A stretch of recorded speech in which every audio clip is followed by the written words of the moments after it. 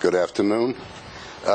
My name is Roman Kupchinsky. I'm from the Jamestown Foundation here in Washington, and I was asked by the AHA Network to comment or pontificate, or whatever, on the recent letter by Russian President Dmitry Medvedev to Ukrainian President Viktor Yushchenko.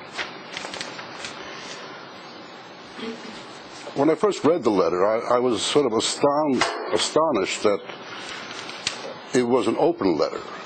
Usually in these kinds of relations between states, when a president writes to another president, he doesn't use this as a propaganda weapon, as a propaganda and disinformation tool.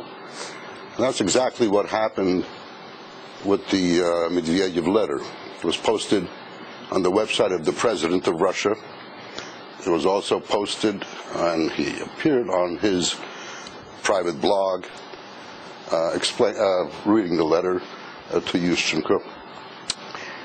And it was, for me, it was just an amazing turn of events. There have always been hostilities and misunderstandings between Ukraine and Russia since the fall of the Soviet Union. Both sides have had valid points on some issues, others have not. Other issues were purely concocted, I believe. But here, out of nowhere, the President of Russia writes a scathing attack, not only personally on Yushchenko, but on a number of issues which in many ways show that Ukraine is not seen as a real state by its Russian neighbors. There are numerous examples I could give on this. One is the fact that Medvedev complains that Ukraine sold arms to Georgia prior to the war, the Russian-Georgian war, a year ago. But Georgia was never under any arms embargo. There was never any reason why they could not sell it as an independent sovereign state. Ukraine has the right to sell weapons to anybody it chooses as long as that country is not under an embargo.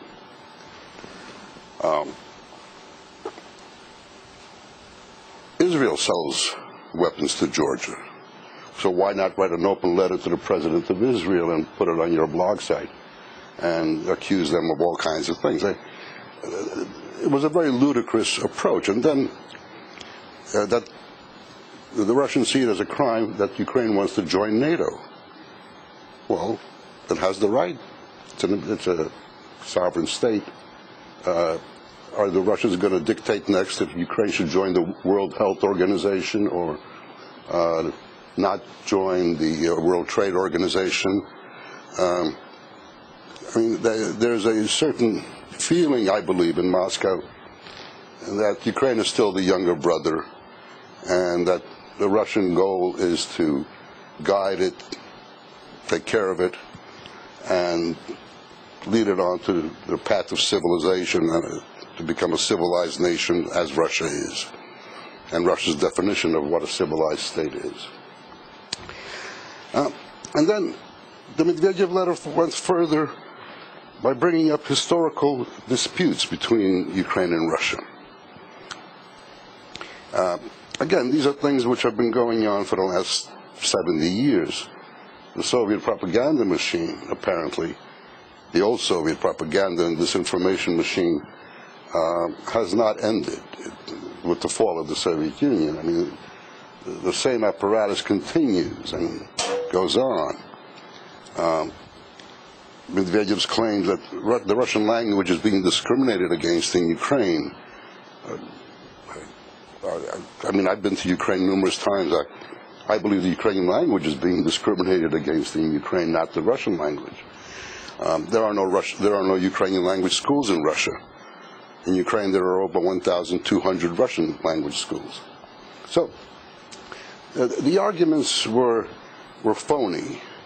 The tone was condescending and brutal, saying in effect that I don't recognize you as the president of this state, period.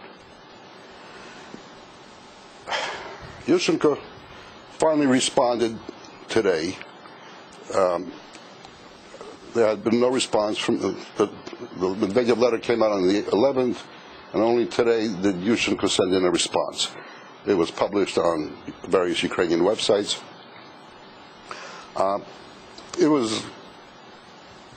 He presented his counter-arguments, basically what I just said.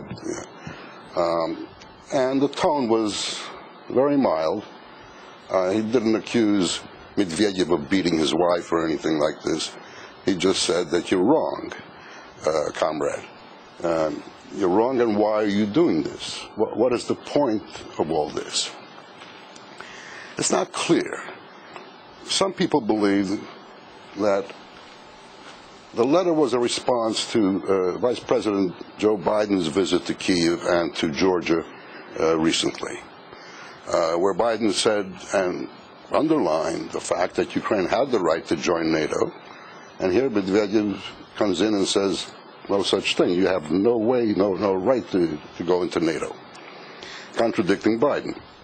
So it was a slap at Biden. It was also a slap at the European Union in some ways, when Medvedev talked about the gas transportation system to Europe, saying, how dare Ukraine allow the Europeans to have anything to say about the pipeline that brings Russian gas to Europe.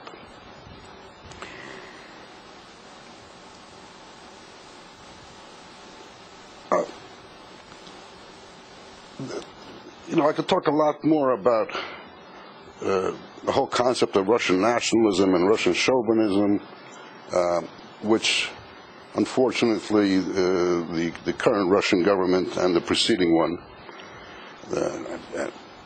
former President Putin and current President Medvedev, have inherited.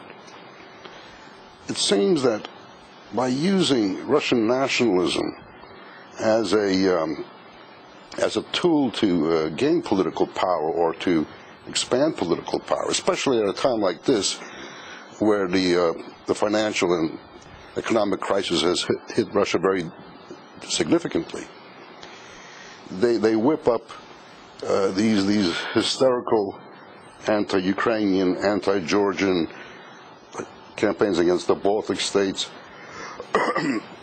Is that merely to turn the attention of people away from their problems?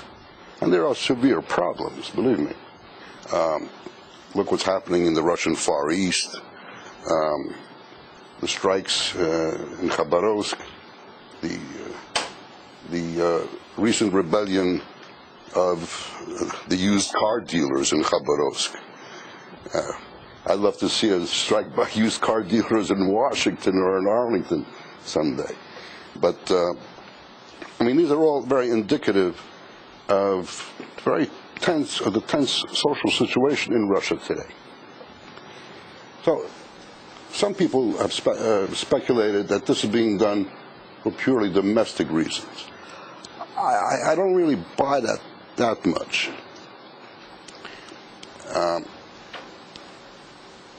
It's also a possibility that these latest moves by Russia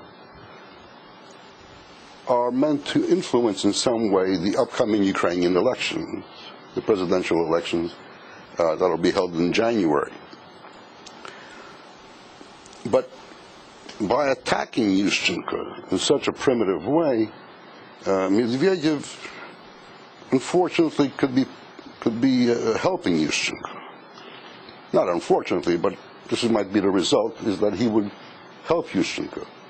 Don't forget that as soon as the Medvedev statement came out, Viktor Yanukovych, who is the leading candidate right now, immediately endorsed Medvedev's statement, saying that the first thing he would do, if elected, would be to develop closer relations, blah, blah, blah, with Russia, the standard